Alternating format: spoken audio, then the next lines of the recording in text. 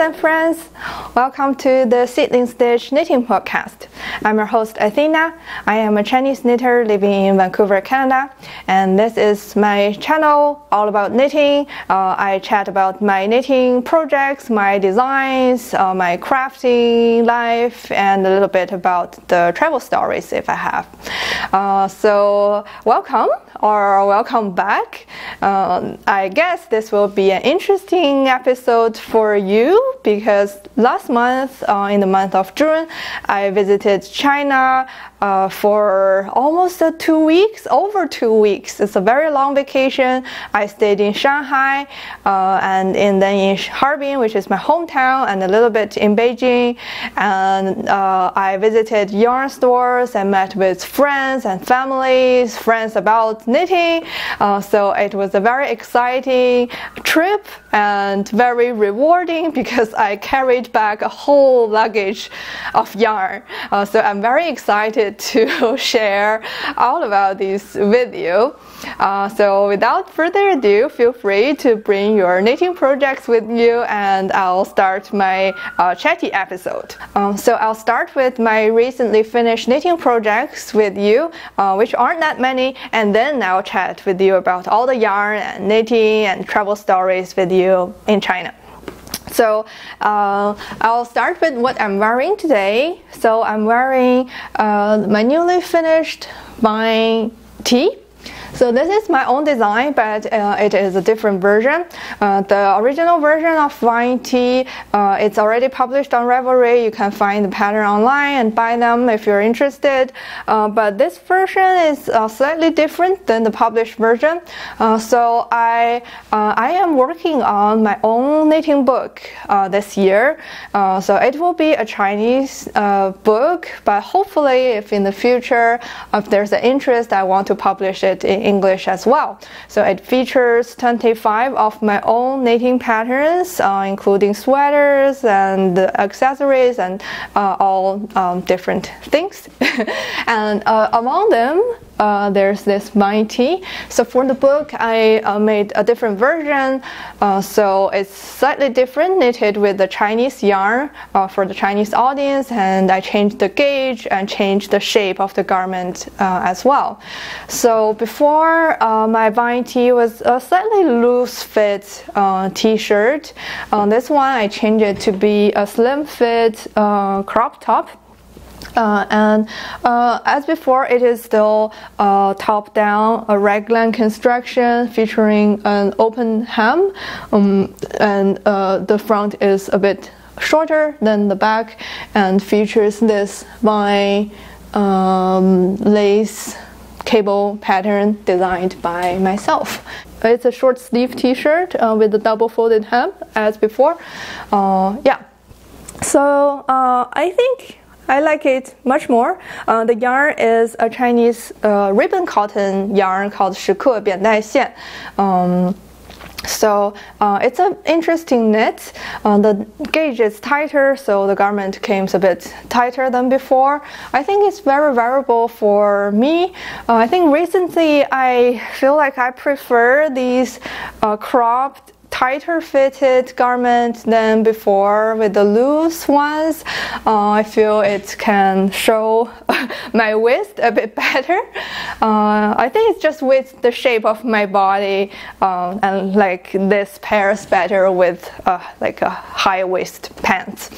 Yeah, so I also like the grass green, like yellowish green color. I think it brings up my skin tone better. Yeah, so I think with the ribbon yarn, it makes a very interesting lighter fabric. So even if it's cotton, it doesn't feel that it sticks to my body too much. It feels drier than regular like round yarn cotton, which is nice, and I wear it quite a lot during my travels and my regular life or in work. Okay, next project. So this is a extensive project. It's a very long project. It goes and goes and goes. So this is a long skirt, a long dress. It's my own design as well. I call it Jiangyar camisole dress.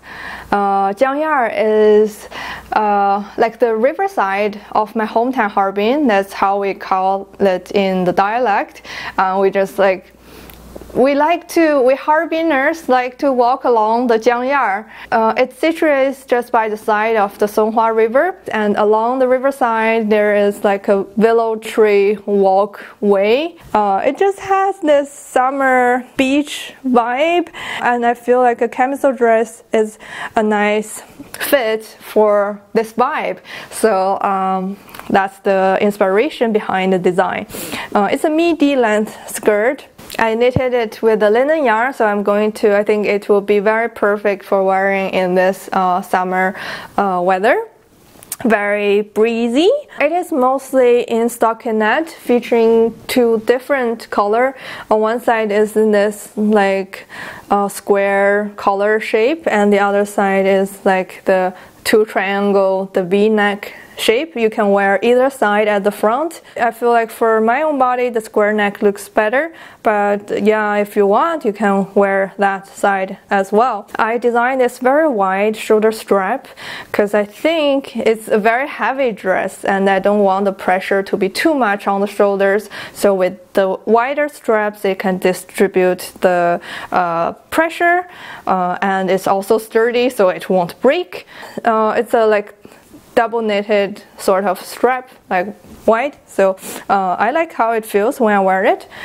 And on the very bottom I did like a ripple shaped lace pattern.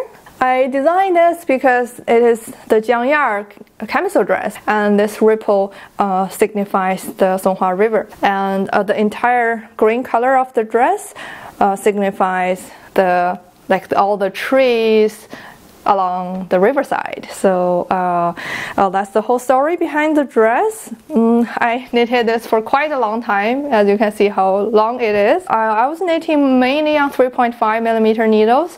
I used 9 balls of yarn in sports weight, so it's 450 grams of knitting. I started somewhere in March and I finished like a couple days ago. The blocking was very interesting. Before, when I just finished knitting it, I tried it and it's about on to my knee length. And after the washing and blocking, it went to like almost below my calf. So it's a nice midi length, covers everything, and it's not too see-through. This is my first knitted full-length dress, and I don't think it will be my last one. I think I enjoy wearing it and looks very fancy. The yarn is a Chinese yarn. It's 10克 yunma. It's a shiny, it's a sparkly linen yarn. I'm not sure if you can see it in the camera, but there's little sparkles in the yarn. I like how it turns out. And the next project I want to share with you is not completely new. It's a wall decor, like hanging decoration thingy. So it used to be a cowl. So if you are a returning viewer, you might remember, you might not. This is knitted with the Entrelac technique. So it took a lot of work because each of the individual pieces were knitted upon each other, and there were a lot of colors, so I spent a long time on it, a lot of work, but like the finished product just doesn't look nice. It looks like I'm a circus clown and it's not comfortable to wear it. So I just want to turn it into something else that can actually make me happy. So recently I unpicked the stitch of the cowl and then just turn this into like a piece, and then I find like a piece of wood. This is actually a barbecue skewer. So in China there's this type of barbecue. It's used with the red willow tree, so it's a little bit red. It looks very rustic. I like how it looks, and I just put the skewer bar through, and then also this red thread was taken from so in June there's this Chinese festival, the Dragon Boat Festival, where we're supposed to eat a thing called zongzi, which is like a wrapped steamed rice thingy. To wrap the rice in the wrapper, you need to use a certain type of cotton thread, and this cotton thread was recycled from one of the zongzi that I bought from the store. Yeah, so it's very much a recycled, upcycled project. And I like how it looks like in my home. It looks sort of like the cathedral glass windows. So yeah, not bad. So that's all the knitting projects that I want to share with you today. And next I'm going to share with you my travel in China and all the yarn that I acquired all along the way. So if yarn haul is not your thing, then this may be where I say goodbye and thank you for watching. If not, then I have quite a lot of yarn to show you today. And I have to say that you probably won't be able to buy any of these yarn from the Western market, and please don't ask me to export this yarn, because selling yarn is a totally different thing from knitting and it's not my own interest. So these will just be for watching only, unless you have Chinese connection or where you can actually travel to China or ask your friends who lives in China to buy these yarn for you. So that's the situation. But I guess even if you can't buy them, like, you don't have to buy everything, you don't have to own everything to enjoy them. I think it's interesting to learn about what Chinese knitting, what Chinese knitters are knitting, like what the trend is like, what the yarn is like. So if you are curious, here we start. So I started from Shanghai. I did my university there for 4 years. It's a very big and nice and modern city in China, but there's also a lot of history, so it's a very interesting place to visit. So I was planning to visit like 5 or 7 different yarn stores, but unfortunately during my visit the weather was so bad. It was like so hot and humid. It was like super hot for one day, and then it was like raining cats and dogs on the other day. So in the end I was only able to visit 2 yarn stores, but they are really good. I'm really happy with my selection. So the first one I visited is called 回归线. So 回归线 is the brand. Their English name is Love Yarn.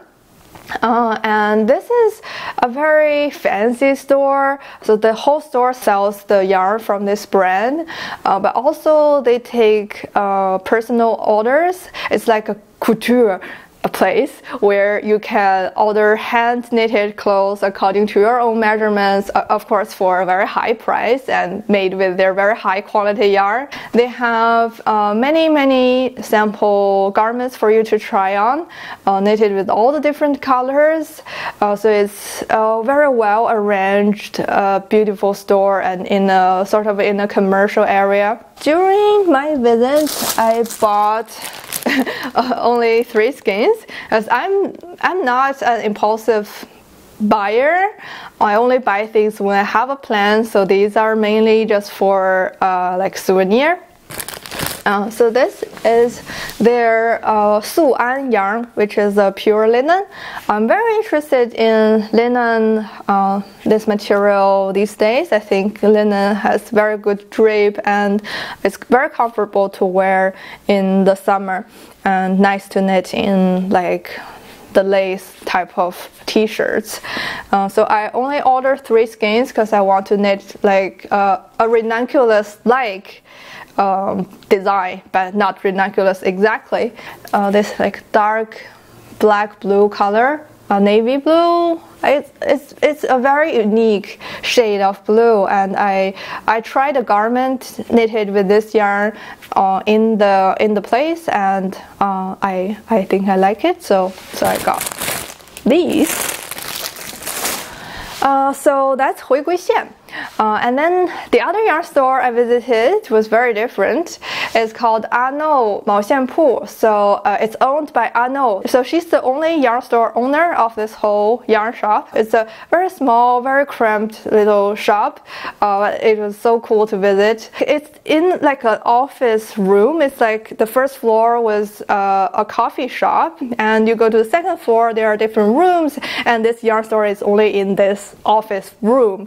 It's a small room, but like packed with yarn, all the yarn from floor to ceilings. There's so many shelves, and in the middle there's a big table, and Anna was sitting there and she was knitting quietly. I said hi. I am a podcaster online.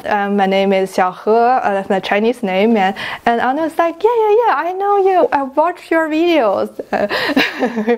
And then we got so shy, and like we were both very introverted person, and she's like, oh, welcome, feel free to look at all the yarn, and then I got so shy, and I just started to look at all the yarn, although I really wanted to chat with her, but like after we broke out of our shells a little bit, and then we gradually started to chat, and there was so much to chat with her, and we had such a great chat in the afternoon that day. So I know so she owned the store. I worked in the yarn shop West Coast Wools here in Vancouver a couple years ago. So I had some experience helping all the like Canadian customers. Also, like the West Coast Wools is owned by Margot, this person. So it's also like a small business owned by one person. So there's some like comparability between the two stores, but also distinctly different because the two personal styles are different, the countries are different, the customers are different. So we had such a nice chat about the different knitting cultures of the two countries. So it seems that in China currently, hand-dyed yarn is very, very trendy.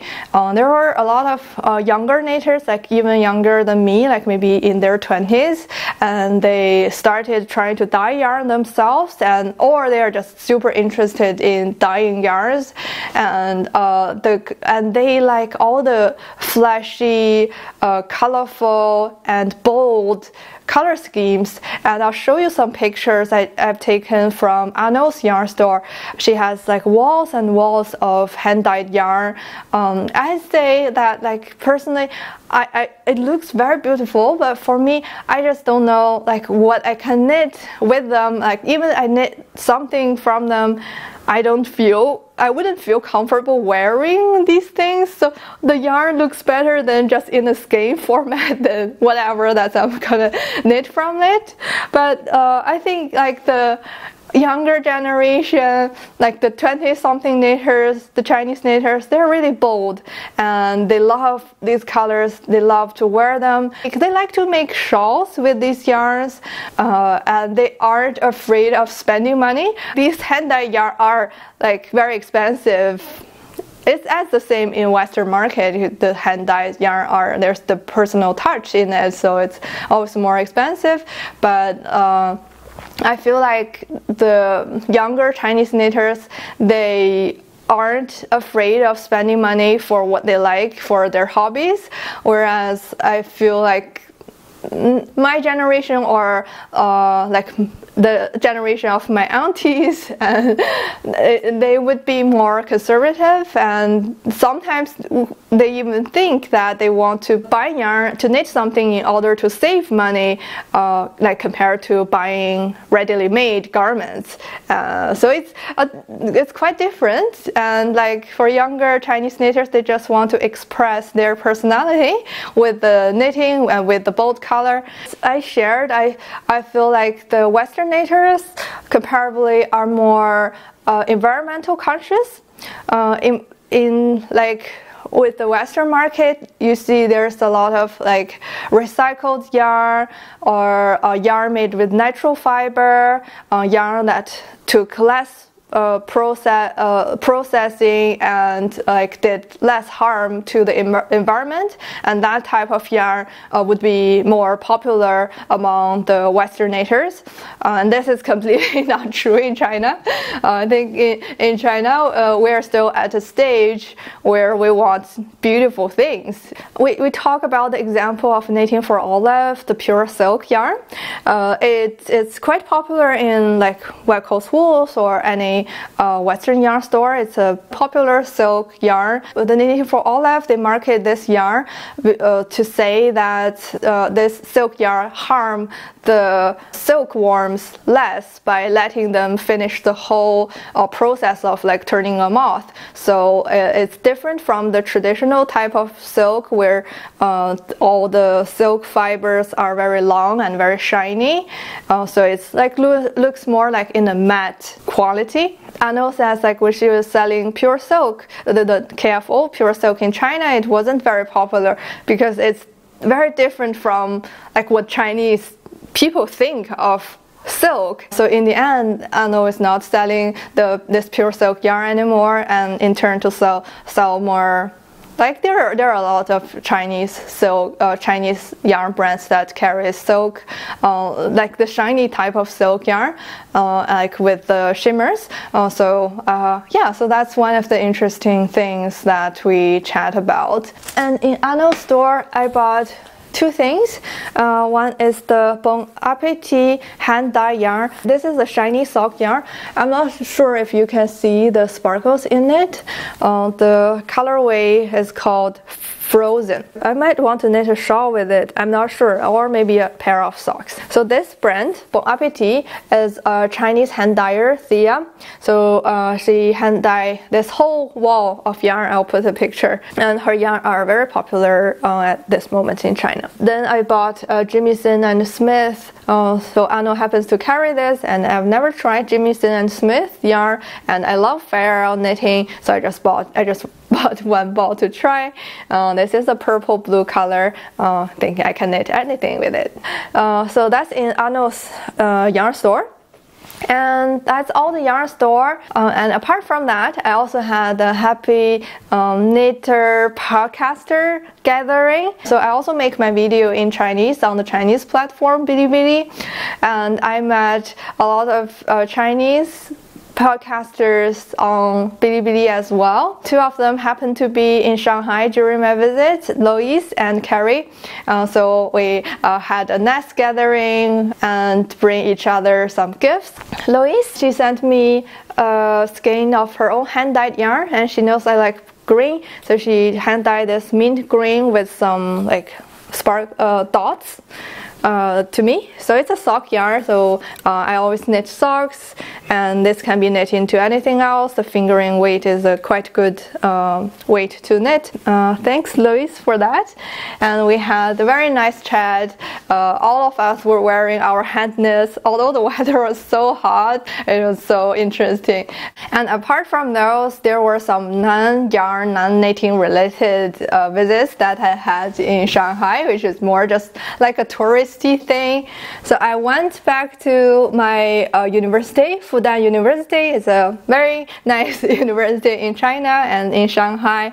It has a very long history. I bought this magnet. I always collect magnets wherever I travel. So this is from Fudan University, and this is a traditional garden gate, and there's this little cat. There were a lot of stray cats like that belongs to no one on the campus. Like sometimes when I was taking classes there, like a cat would just casually walk into the classroom, hop onto the desk, and like learn calculus with us, for example.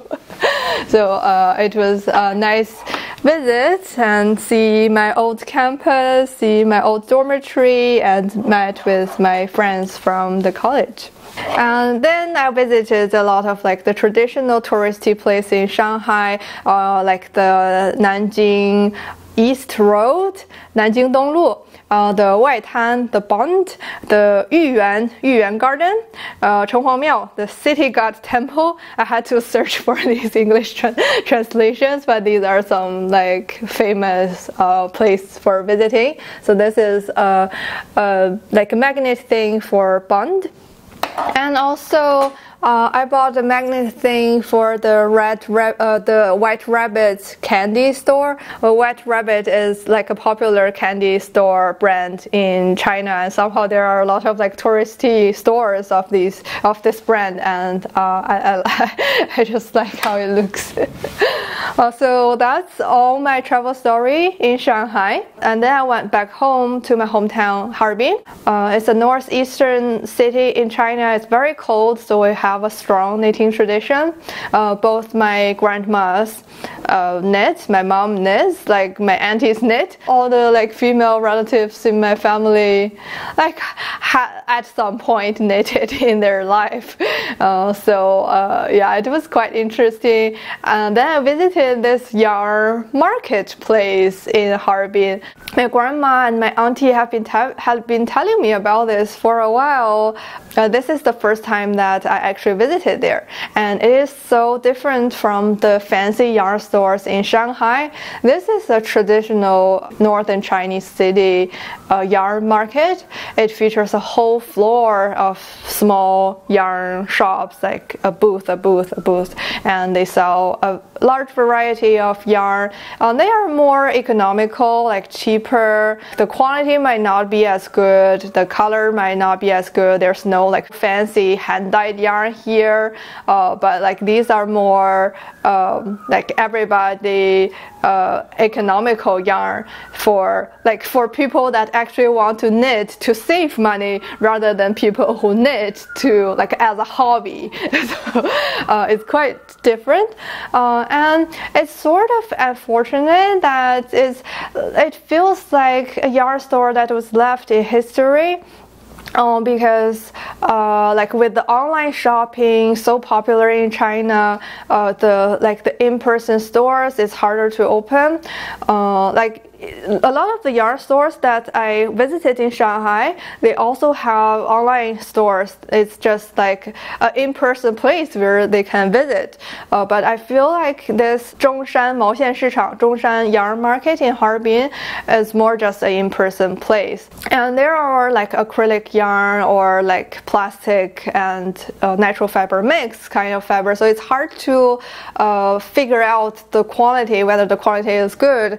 But it's a very different experience, and a lot of the sellers are very high-skilled knitters. They sell handmade garment as well, and you can see from my photos that they could make very difficult patterns. It was definitely worth the visit, although it's quite hard to find. So if you want to visit, you will need some Chinese friends to help you find a place. So it's very local and very hidden. And other than that, Harbin, I feel like it's turning into a tourist city in the past few years. We are famous for the snow sculpture, ice sculpture in winter. We are famous for our architecture. So we had a very heavy Russian influence, where like historically Russian people stayed here to build the railway for China, and there were also a lot of refugees from Europe during the World War II. So there's like a Jewish influence as well. In my hometown, we have a nickname of Eastern Moscow and Eastern Paris. During my visit, I visited a few of the touristy places, the Central Street, 中央大街, and the Saint Sophia Cathedral, built by the Russian people. So you can see the European style, but in the meantime also very much Chinese. So it's a very interesting place to visit. The food in Harbin was always very nice. The food was so cheap but so good. We are famous for the barbecue skewers. You can see how big in this photo the skewers are, and there's house brew beer, and we ordered like a huge barrel, and the malt flavor was so strong and nice. And then also I stayed at my parents. My mom was making a lot of delicious pastries, all kinds of dumplings, 包子, wonton for me. And all the ingredients are so fresh. Some of them are homegrown from our farmer friends, so it was so nice. So that's my whole travel experience in Harbin. Apart from that, I got a lot of yarn from online. There's like yarn brands, collaborators. There's also some from my friends. So I'll just quickly show you those and tell you what I'm planning to knit with them. I'll start with the books that I got from China. I got 4 crafty books. These 2 ones are about knitted shawl, like very fancy knitted shawl. This one I think is translated from an English book. It's called Knitting Lace of Estonia, so featuring all those fancy Estonian lace shawls. And among them, my mom, she really liked this yellow one, and I think it's nice too. The lace pattern is nice and it's not too big, too much of knitting. So whenever I finished writing my knitting book, I'll be knitting this for my mom. This one is a Russian shawl knitting book. It's very heavy, and these are like extremely difficult, like big square lace shawls like these. So I'm kind of just into these very complicated lace pattern. I crave the challenge. So that's that. These 2 books are what they call macro crochet. So you crochet with embroidery threads on like 1.5 millimeter or 1.75 millimeter crochet hooks. So like the finished product has very fine details, and you could make very realistic looking flowers and plants with them. And that's also some new craft style I would like to try. So a huge batch of yarn I got from my Chinese podcaster friend. Her channel is on Bilibili in Chinese, called 我在成都北大桥, and her name is 格子. She owns a yarn store in Nanjing, and she just grabbed a sort of different yarns and sent me, and I was so grateful. So she sent me like 15 skeins of this baby alpaca yarn in this nice neutral gray. I think I might be able to knit a dress into it, because now I'm sort of into knitting dresses. Oh, she sent me some hand-dyed yarn. These are her own hand-dyed yarn. You see, hand dyeing is very popular in China. Everybody is hand dyeing. This is like a tea color sock yarn, so very versatile. And in this bag is a range of different color fingering weight wool yarn in the 九色鹿 brand. It's called 向日葵. To knit like chaise and like farrell style. So I knit a lot of color works. So these are, I think she arranged a very nice color scheme for me. So I also got this bag of random fingering weight yarn, and I really like this. Is a silk mohair, and it's a sparkly silk mohair, and in a light blue color. I'm not sure if you can see the sparkles. My camera is like very grayish today, but this is very nice, and I think I could knit them into some sort of lace shawl. And next I got some yarn from this brand called 时刻, which I've knitted this t-shirt and also the dress. So my yarn wasn't enough, so I got like 4 more skeins this time, and it was a different dye lot, but fortunately it's pretty consistent, so that's good. I also got some lace wool yarn in like very neutral colors, so I want to knit those lace shawls from those like complicated shawl books whenever I have the time. I also got a skein of white silk mohair from them, but it's not with me. This summer, we're having a local like dye party here with a couple knitting like yarn friends, and so we are going to dye some yarn with plant ingredients. So I have gathered some avocado skins and the pits, some onion skins.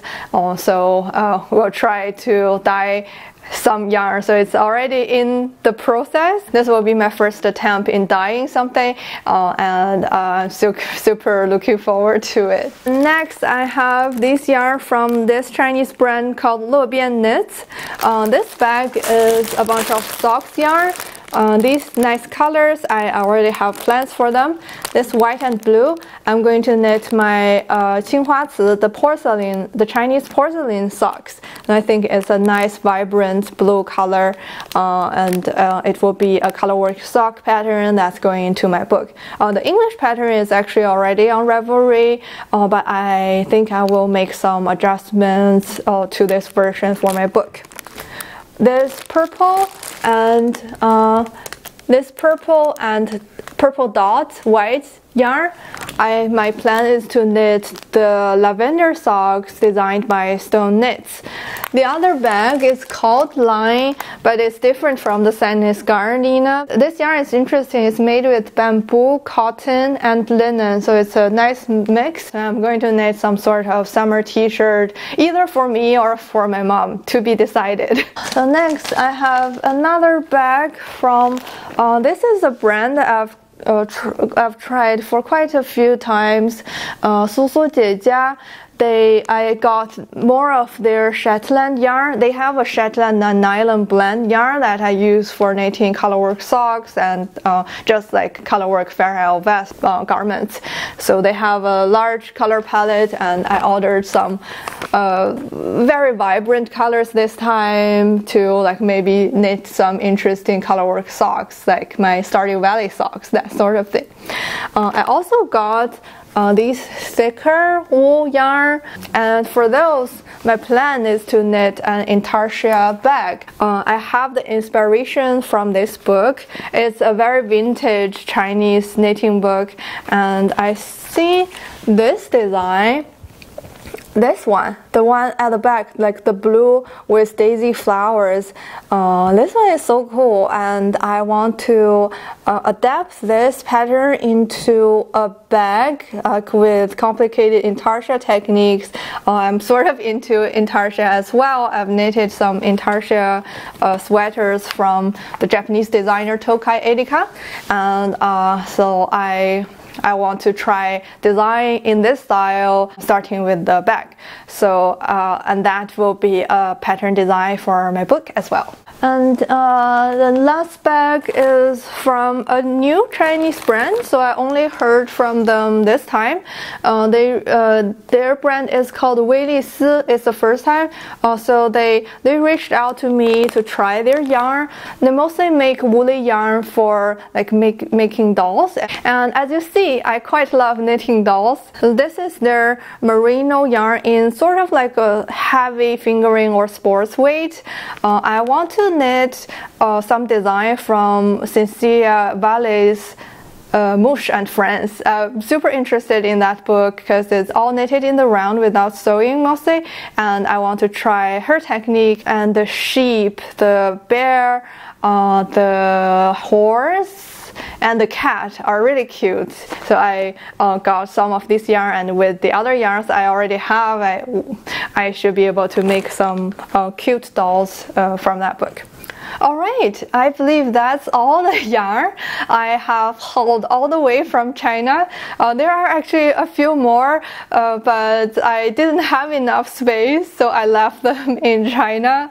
So it was a very fruitful trip. I probably had enough yarn to knit for the next 2 years. I hope those were fun for you and maybe inspiring. If you like my content, please consider like, subscribe, or comment below. below. Let me know what you think about my projects. All my published designs and project notes are on my Ravelry under Athena Liu, and I post frequently on Instagram as _Athena. In the end of my episode, I usually play a bit of piano on my own as my background music. I haven't decided what to play yet, so I will write down the name of the song on the subtitle. And thank you for spending this chatty time with me. Happy knitting, enjoy your crafting, enjoy the nice summer days. See you next time. Bye bye.